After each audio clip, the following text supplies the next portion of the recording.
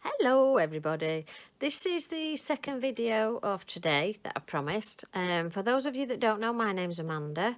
I'm doing a series of videos teaching you how to sew from the very beginning, so for those that have got no experience whatsoever right through to the more experienced sewers.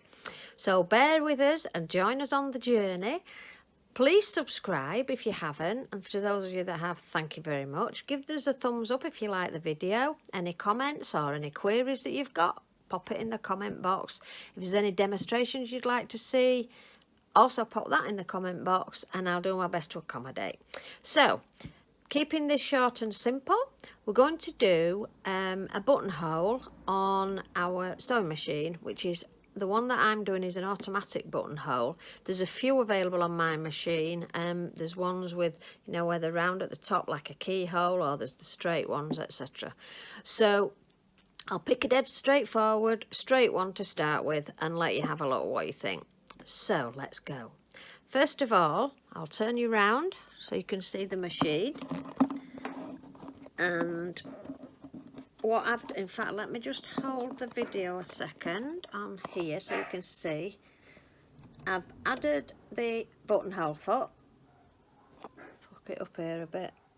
And in the back, what you need to do is pop your button and then just make sure that you close the, it's a bit stiff, there we go, that you, whoa, I've lost you, there we go, that you close the gap up, so this slides backwards and forwards. So the buttonhole's in there, the button's in there, sorry, and then we've pushed it as far as it'll go on the actual foot on the gap that it fits in. This buttonhole will then be made to the exact size that's required by this button. Okay, any sewing machines that have got a 1-step or even the 4-step buttonholes usually have a slot here for this button to sit, so it can measure it, so it makes it a lot easier for you. Okay, so the next thing I've done is to mark, this is just a scrap fabric, on the, whoa, oh, sorry, I lost you then. Mark on the fabric, where this will be on your pattern. You mark where your buttonhole needs to be, so this is the end of the buttonhole, it's usually marked like this. And this is the line where the buttonhole sits. But I've done it bigger so that you can actually see it, and it makes it a bit easier to understand. Okay, right, so first thing we do is on the foot, there's a little red mark here, and you need the bottom of the mark, the crossways mark on the fabric, to go line up with the red mark. So firstly, put your fabric under your machine foot and then get it in position with the red mark on the line, and then the long line in the middle is where the buttonhole will be. Right, so it's in there. We'll pull our threads back, put the foot down, threads to the back, and then I've put my machine, let me show you on here, it's a bit awkward this, we're having to keep moving you about. I've put my machine, the straight buttonhole is number 94, so I've changed the stitch number on here so that it's the buttonhole program. Right, okay, let's give it a go and then we'll see. This takes the nightmare out of buttonholes, by the way. So firstly, just set off. It will do the line first of stitching, then it'll do a zigzag over the top, then it'll do the top bar or the bottom bar, and then it'll do the other line, and then it'll do the same thing up the other side. And it does it to match the button that you're using. So it's going back up the other way now, you see it moving up and down.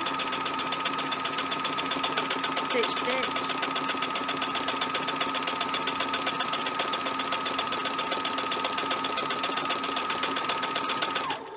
And it will stop itself when it's done. I've just taken my foot off the presser.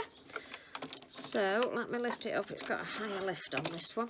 So there you can see it's done the buttonhole. All you need to do now is to pop your seam ripper inside and cut up the fabric up there, and that will fit your button. So before I take that off, oh no, I'll show you now, look. That is the right size. Sorry, right size to fit that button. Okay, so yeah, it did straight down first of all and zigzagged, and then it did the bar, then it did the backwards one and did the zigzag, and then it did the bar. So we'll pick a different one. Let's have a look. What have we got now? Let's see, I'll do 96, number 96, because that's got like the keyhole one that I was saying. So I'll pop the button back in, make sure it's fit tightly into the space where it goes, like so. Pull this thread through. We'll not put a marking on here because I've knocked this off now, haven't I? Where are we? Where's it gone? I've lost it. Right, let me get oh, it's here. Right, I found it. Right, pop that back on to there. Okay, we'll not put a mark on the fabric because you understand what that is now. It's done on your pattern, so there's a mark on your pattern of where it should be. And you just need to copy the mark and then line your bottom bar where it shows you the T mark, the one that goes across, line it up with the red line on here, and then your middle one is where you need to actually place. If you imagine the middle of the buttonhole, you just need to place the middle line where your needle is. So the long line that goes up the garment needs to go like where the needle is, because that's where the middle of the button is, and where it starts or finishes, this lines up with your red line on the foot, on this machine anyway. Right, so this is number 90, what did I say, 96, so we'll need to go up 2 more program numbers. Threads at the back. Let's go and see what this one comes out like. So it's starting the button, it's starting the first line, should I say, or the first side. And now it'll do a zigzag over the top. And it's going around the keyhole bit with a zigzag. And it'll come back down with a zigzag. Then it'll do the bottom bar. And up the other side.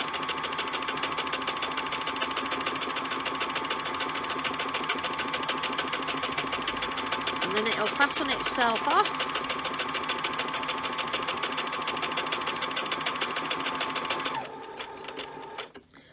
And that is the one that's like, well, I say a keyhole.